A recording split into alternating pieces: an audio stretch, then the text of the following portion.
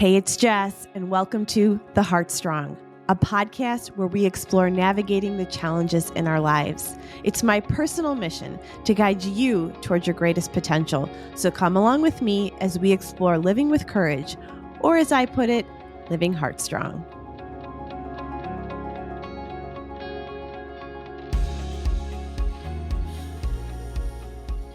All right, welcome to the Heart Strong podcast. Today is episode 2 with Bridgett Piacenti. Last week, we sat together and talked about pushing up against social norms through the lens of motherhood, friendship, marriage, and partnership. And today, we're back again to do the second part of this conversation and to talk about pushing up against the social norm of victim mentality and the idea that we can have it all. So welcome to the podcast, Bridgett. Thanks for joining me again today. Thanks for having me.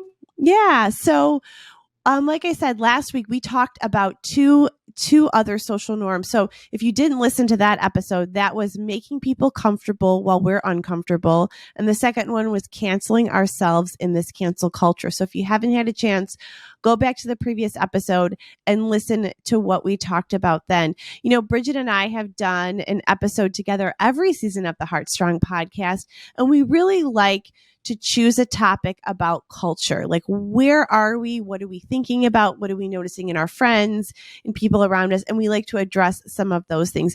These are often things that we talk about in our conversations just on the phone and in person. And so we thought we'd bring some of those ideas to you today. And so we're going to go to number 3, which is letting go of a victim mentality and the idea that we can have it all. So that's where we're going to start today. So, Brid, when I say those things, what do you think of? Because I want to break it down. I want to talk about victim mentality for that, and then the idea that we can have it all kind of separately, and we'll bring them together at the end. So when it comes to victim mentality, like and culture and the way people think, what comes to mind for you? I think that there are, different definitions of victimhood, right? And we know that there are very much victim of body and mind, right, and also spirit. But then I think there are ways of doing this to ourselves as well, right? And so when we think or believe that life happens, to us, this is happening to me, and we don't as much examine the role of which we have in that statement, or we don't examine that at all, I think we can really much easier stay in that place. And for many reasons, maybe we like the attention we're getting from people, even if it is negative. Or positive, we're getting more care than we did before by this happening to me, and someone feeling some compassion or empathy. But oftentimes staying in, I believe, a victim's state of mind, it doesn't really serve us in the long run because of how much it plays into the detriment of how we view ourselves and our worthiness. I think we see ourselves seated in like we're saying, in a victim role. And so there's more to that. And what we don't realize is how much that affects really everything else that we're doing.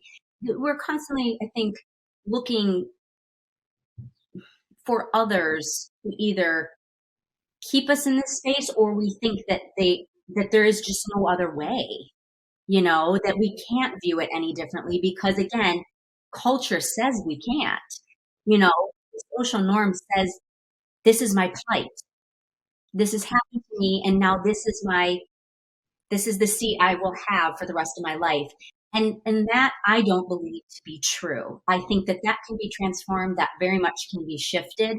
And, we've talked about this, and you had shared with me a really beautiful example of, Ethan's birthday, and maybe some way that within, community are viewing the message of this being a day of maybe not as much celebrating, celebrating as a social norm of birthdays, we celebrate, right? That this would be looked at differently.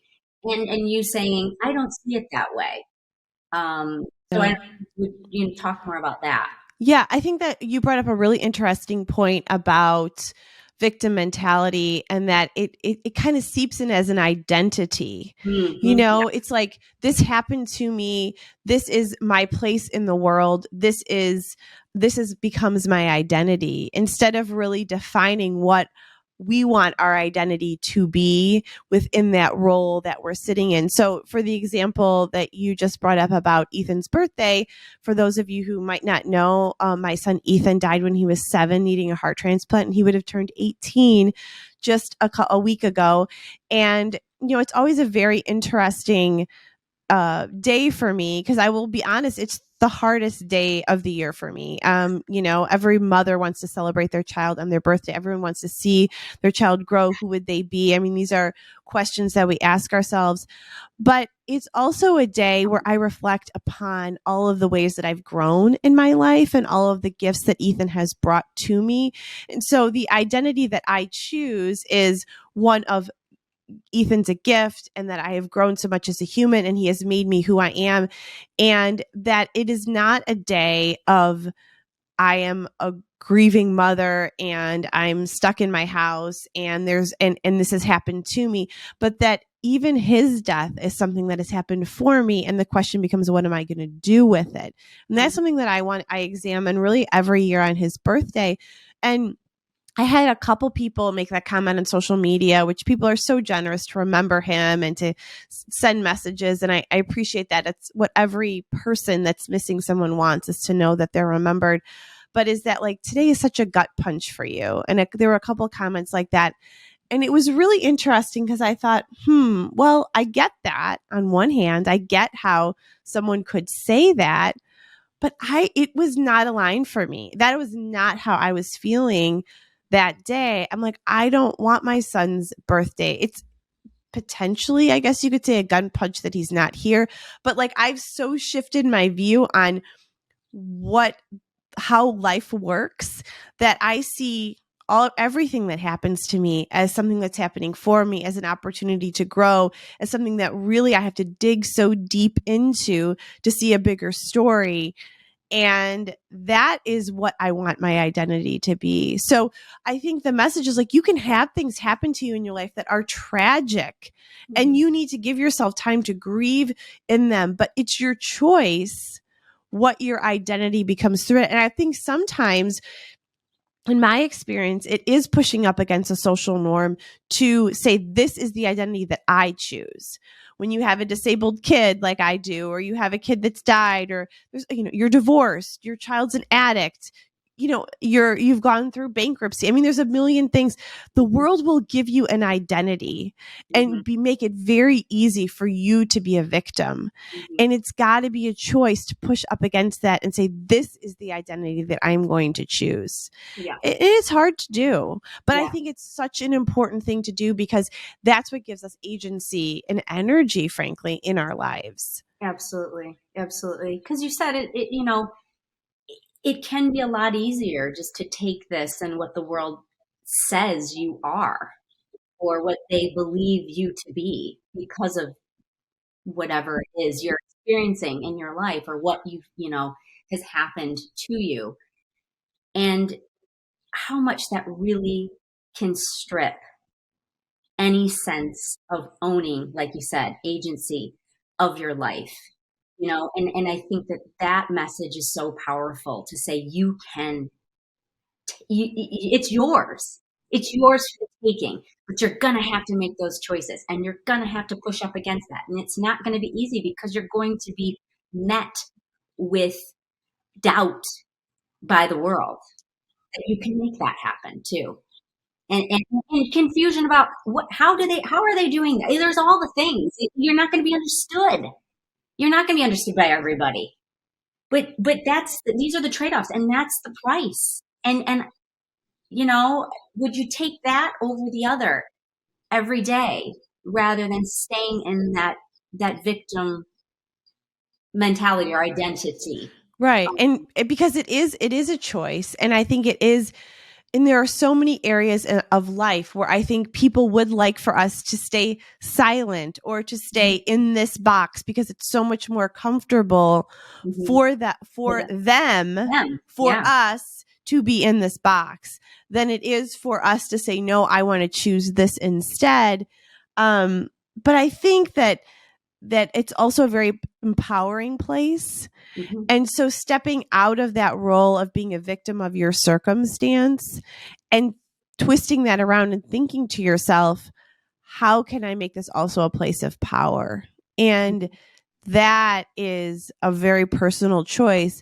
But if you want to talk about transforming culture, transforming the world around you, transforming your family, yourself, your community, that's where it begins. It's flipping the script, I think, on the things that happen to us and saying, what if this is a birthplace of something?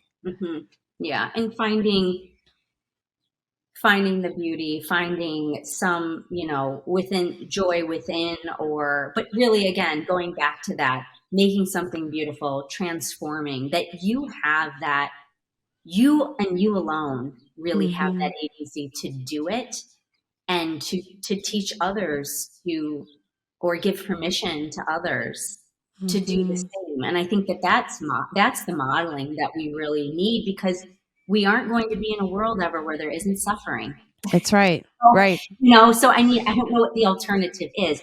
That's never going to end. That has always been and will always be. Always be. So, well, that's a connector. Like, that's a human connector. I think if you want to talk about, getting out of the victim mentality of your life, it's like suffering. You're not unique because you suffer. I mean, this is maybe, I think about this sometimes. It's like, if you think of the world over of women whose children have died. I mean, I think about that sometimes. How many women share that pain? We all share different pains. That's one of them. There's millions of women who have experienced that. I am not unique in that.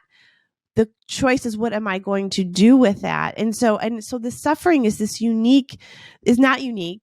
And it's a human connector, and it's a conduit. It's a conduit to our humanity, to who we are, and then to find other people who are choosing to do something with it is such a gift. And so, how can we be those people for ourselves, and then those as models for others? Yeah, and I think you bring up a good point too with these conduits and connectors, in that we've talked about. One of my favorites is Bell Hooks, is healing doesn't happen in isolation. And we talk a lot about, you and I, absolutely, about self and agency, but it doesn't end there. There's another piece beyond that, right? And that it is, I think we're in a time of really radical individualism, and we aren't seeing ourselves as much in community. We've come out of pandemic where we were really about, individualism in a lot of ways. I mean, we were in community in a sense of like, when people say we're all in the same boat, that's not really true either. But we were isolated in a way that was communal too, in a strange way. I think there was a lot. We weren't out in community, human energy next to one another, interacting with one another. We were interacting like this more than interacting in real life, where we're going to be much less scripted in our human experiences, right, than we could be via Zoom or as this. But I think that is something that we are learning to get back into, and we need more of over many years here of just sort of working on this sense of self. And we've forgotten about the fact that there's this backside of working on the sense of self is only good if we can take that out into the world and use it there. We're not in a container here. We were sort of in a container for some time. Now we're not. And so we have to shift that or flip that a bit. And I think that's taking time for people, but I think it's a real opportunity to step into that and be reacquainted once again in what that means, because I think that is where the real healing happens. And so, yeah, I think you and I agree on this, that we're lacking there, and that there's some real room for opportunity. And I think by some of this modeling of what we're talking about going, we live in societies, right? So by going back into these societies of ours or communities, with this, armed with this sense of self and agency, like what we can do with that, honoring ourselves. But I think you and I both agree, like, you got to honor yourself, but then it doesn't stop with you. I think that's the other cultural norm within this victim mentality that happens, is that it's about Yes. me. Yes. And it's just about me, and I need to work on myself for me. No, the goal of healing, the goal of pushing up against that norm is saying, then what can I do to serve others? I mean, there's research that shows that, serving other people is really the way many people heal. It's an antidote to this radical individualism. It's the whole point as to why we grow and change and work on ourselves and heal, is not just to stop with ourselves. It's then to say, how can I take that to the people? Yeah, How exactly. can I get it out Right. into the world and utilize that learning, that knowledge, that energy to serve other people? And I think that one way to get out of a victim mentality in your life is to go serve other people and go interact with other people. It's so much easier to stay isolated, which our culture has also handed us on a silver platter over the last 3 years. And it is pushing up against that as well, of saying, no, we need to be with people. I'm curious, like, you just got back from Spain. You did a yoga retreat there. Like, what are you noticing in your students and the people that you interact with in your community about the desire for community?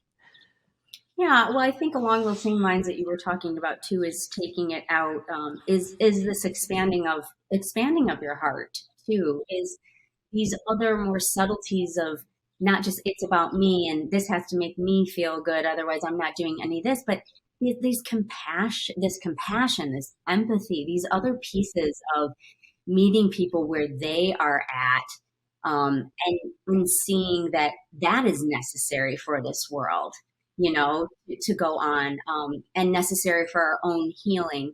One thing I've always enjoyed about, specifically in the work that I do, is that, in the style of yoga that we practice, everyone is really moving to their own, pace or cadence, we say, with a specific sort of method or framework. And then within that, it's individualized, whatever you're working through, physically, injuries, mentally, but that there is a framework. So that we're talking about maybe a system that you're working with. Talk about other systems or methods. But you're working next to someone that you may not know at all. And don't start it by talking to them or having any more interaction than maybe waving, saying hi, or their name. But there isn't this energetic, dialogue that happens much. That can happen like outside of the space, but that we all come together to do our work. And we know of other spaces that this happens, right? I'm just speaking of my personal experience. And it's amazing to me that, you can do, you don't know what's going on in that person's life. And this is a really good analogy for life outside, right? It's like, you have no idea what that person's going through. We say this all the time. And that's what happens here. With that, you're using sort of the same method of breathing and moving your body. So getting into your body to sort of get out of your head. Um, and, and doing that work in a communal setting. I love that piece of it, that you're going to get something different than the next person from this, but you're using this. So we've got this individualism in a collective setting. It looks so beautiful. It's like, this is how we need to go about the world. It's like, you know what I mean? I'm walking down the sidewalk with somebody, next to me, elbow to elbow. It's like, I don't know what's going on in their lives. But can we have some sort of energetic shift or an interaction? And maybe it sounds lofty, but that just, again, supports this human. That's what I think we are missing, in that this boomerang of like, what goes out always needs to come back to me. It doesn't always. And it shouldn't, because again, like you said, the serving of others, I do believe that is what we're here to do. And if you keep sort of that idea, I think it helps you, again, continue to work on yourself so you can be the best you can be, out in community, and serving others, which means our children, Yeah, our our families, partners, right? The people under our roof, right? yeah, start at Right. home, Yeah. start at home. Like, so yeah. Yeah. Yeah. So the second part of this sort of idea that we wanted to sort of question was Mhm. the idea that we can have it all. And, can we have it all? What is having it all? And so I wanted to explore a little bit of that too, because, you know, I think that we let others define what all is. And I think Yeah. social media is a huge component of that. I think it's really impacting our kids. It's like what's this ideal life? What does that look like? I read an interesting statistic that, our generation, Gen X, that we're at the tail end of, we didn't grow up with full like social media and technology. So we're better at tempering it than other generations because we Yeah. kind of know that We've it's been somewhat not steeped in real. both. Yeah, we kind of have one foot in Straddle. each. Yeah. And our kids don't have that. Right. They just don't. And so we're basically living in a culture where we're allowing other people to define what all is. And so can we have it all? And if so, or if not, like who's defining that? Right. Yeah, I think that's a great point in terms of what we were talking with earlier. I'm not as concerned as maybe the language of, some people will be like, oh, well, we were told, and we talked about this, but the generation that we were raised in was we had these household, like sort of traditional household roles, right? But then we were told but then we were also empowered to be independent women. And so our mothers definitely are like, you can have it all, you can do it all, you can be all. And then it's like we're questioning, like, is that message real? Can it be done? What does it mean? Again, this defining of what all is. I go back to that. I'm not as concerned about the you can have it all, because I think if you just define the all for you, you could be pretty satisfied, right? But that's a lot of work there, and that you're not pulled in being like, oh, but whatever we assign, like, well, I don't have this and this or this and this, so maybe that means I'm not doing it all. Again, it is gonna be a very unfulfilling prophecy if we use that as our examination tool. If we're gonna use social media as like, am I great today? It's not a good place to be. And if that's what you're using as your tool, like, you need to step away, right? We have to look at what we're consuming and really understand how much we are soaking that up. Yeah, I think even on a cellular level, and make choices to say, like, that doesn't make me feel great. So I'm not gonna do that. We go back to what we were saying again, pushing up against those social norms and making those choices. So I think the definition of all is very personal. So I think, yeah, I want to say I feel like I've got it all. And I don't think that's a bad thing because of how I'm defining that all. Right. And Because you've defined it for yourself though, but you've taken the agency, the confidence to say, this is what all is for me. yeah, and the courage to say my all doesn't look anything like your all. Right. And that's okay. Okay, right. Yeah. You're not lesser than, I'm not lesser than. Those are those important distinctions in the language that we're using, and not just landing and letting it end on the all. Yeah. Right. Again, that's going to be defined differently. And I think that's where we've gotten really off kilter, is that, Mm-hmm. yeah, what does this all mean?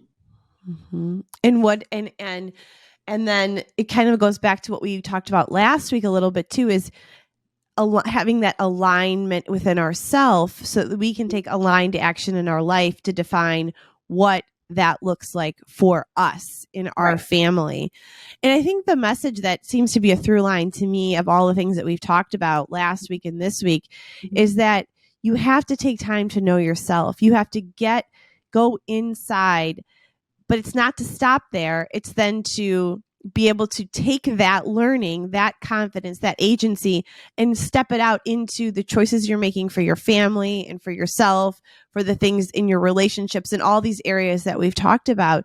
It's like that conduit piece. You have to do that work in order to choose your all, in order to not think of yourself necessarily as a victim. And so, I think one other thing that you and I have talked about that I think is very interesting is, one thing we're missing, I think, in our culture is a grounding of values, of what we believe, of who we are, of an idea of something bigger than ourselves. I mean, you and I are both people of faith, and we both practice that in our lives. And I think if you don't have a sense that you're a part of a bigger story, or there's something important for you to do that's bigger than you, it is really easy to think of yourself as a victim, and it is really easy to measure yourself against maybe what someone else has or a life that they have. And so can you talk a little bit about that idea of like even what you're noticing or sensing as far as, what we're missing in terms of a grounding that allows us to do all the things that we've talked about this week and last week, in a more peaceful way? Right. Well, I think that this is something that we have to, once again, as you say, always is get quiet. The world is really, really noisy, and so many things are coming at us. And so there has to be a choice. And I don't mean that it's like, oh, she's saying you gotta learn how to meditate. That might not be your modality. We have many other practices that are available to us, right, in the world. And it's going to be different for all of us on what that looks like. So that's number one, acceptance of like, I don't meditate, so I can't be grounded. I don't meditate, so I don't want to do yoga. I don't like yoga. I don't like to run. So that means I don't like to take walks.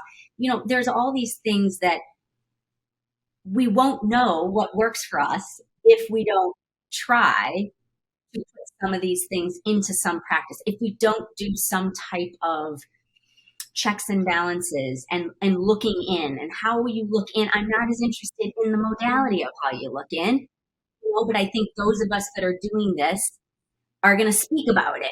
And so, that's the message from us, is that it's not going to necessarily look like what we're doing or maybe what we're saying, but there are pieces of what we're saying that I think are universal truths. I really, really do. And I think you and I both feel this way. This is what drives many of our conversations. This is what has driven the inception of our friendship. Many, many years ago, was this just sort of idea, I think, to push up against social norms, even in our early 20s when we met, when we were like looking around going, this can't be it. This can't be all there is, that we're not willing to fall in line. We were disruptors.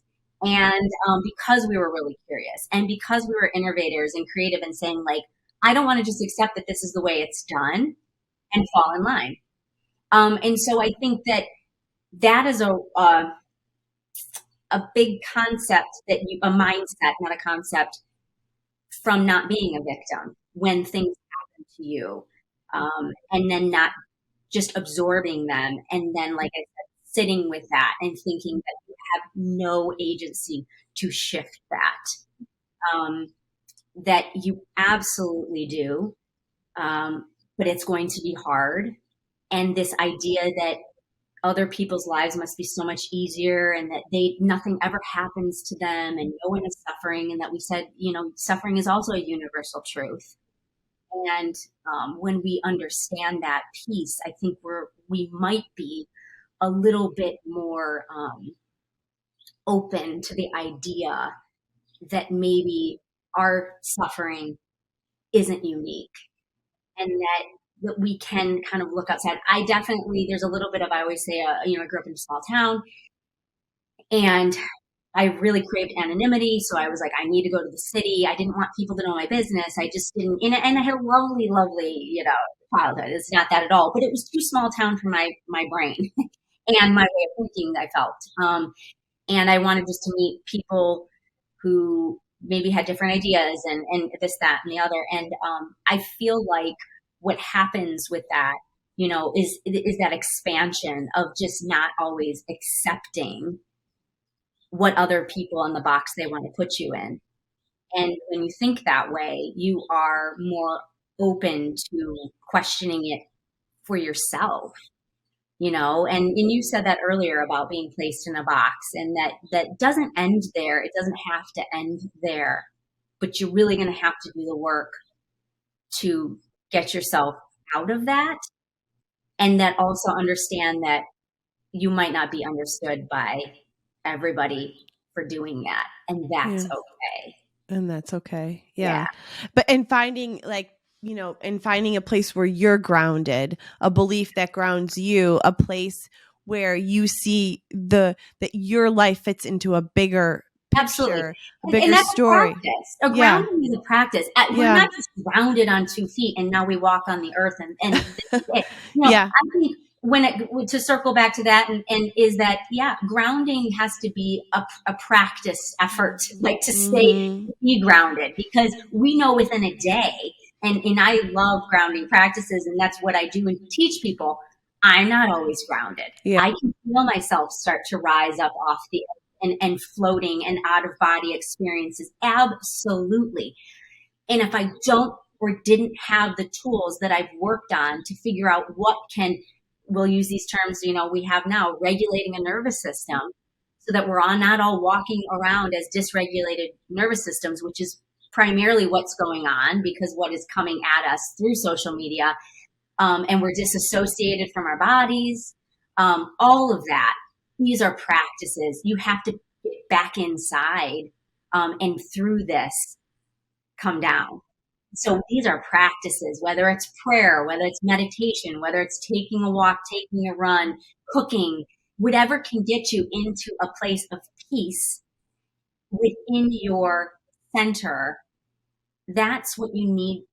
That's the goal. That's what you need to find. And that's what you have to keep going back to over and over and over again. And it's never ending and it's ever shifting.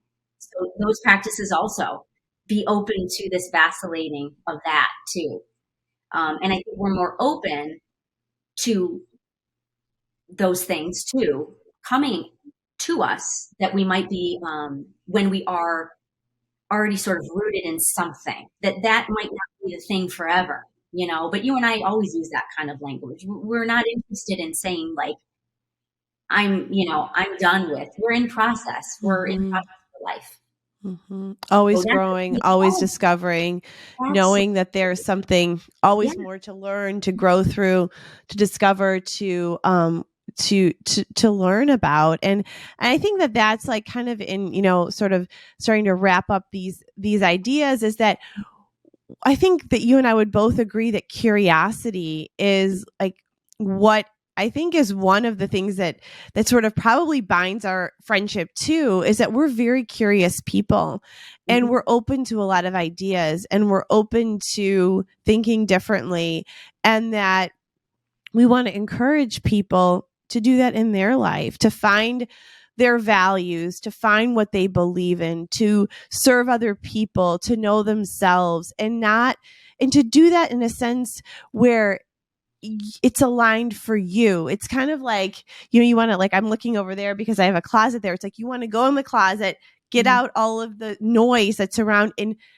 really discover those things for yourself, so that when you open that door and you go out into the world, you are going into a place with a peaceful soul and a peaceful spirit that is aligned for you and with you, so that you can do the work that you're here to do, because each of us has a special purpose, a unique calling. And I don't think that we can really do that if we're sort of bobbing and weaving with the trends and the narratives of society, and we can't even hear ourselves. Yeah. And I think along those lines, it's a beautiful analogy, is that I'd like to think that the more we hone in on that, we actually don't even see some of these other noises we just don't see them any longer. I feel personally that way, that there's less and less than I am conflicted with that is out there. So I feel like there becomes this little bit of a barrier of, they say like, you won't miss something that isn't for you, you know, because there's a lot out there that could be for me. No, I mean, I don't feel like, I definitely don't feel like I have this one, I do feel like it's made for this, but I also think there are a lot of things that could be made for this, that because I have choice, right in that. But that, I think that's a beautiful thing too, that recognizing that like, it isn't, it can be all for us, but we have to kind of steer that a little bit. And then we start to then just not ignore necessarily, but not be maybe conflicted or bothered by these things that are just clearly not, use your word, aligned with where we have found ourselves at. Yeah. Well, I think that's a beautiful way to end. And so I guess I hope that if you've listened to these last 2 episodes, that you will really take some time to think about maybe how these statements that we've shared, these social norms that we've discussed, how they sit with you and how you might also push up against them in your own life for yourself and within your family. And ultimately, I mean, you said it, Brid, is that if we could, and this is like even a personal mission that I have, if we can help people to be whole, healthy humans who are at peace with their lives, who are aligned, who know who they are and what they believe in, I mean, that makes a more peaceful world. And that helps each of us to reach the potential that each of us has. And so as we close out today, I hope that you will give some thought to these things and that you will really seek out peace in your own life, not to the whim of the things that come around you or to the next feed you see in social media, but one that isn't aligned in your heart so that you can really live and be your truest self. So, Brid, thank you so much for being with me these last 2 weeks. It's always so awesome to have a conversation with you. I always love it. Love it. Same. Me too. Thanks, All right. Ro. All right. Until next time.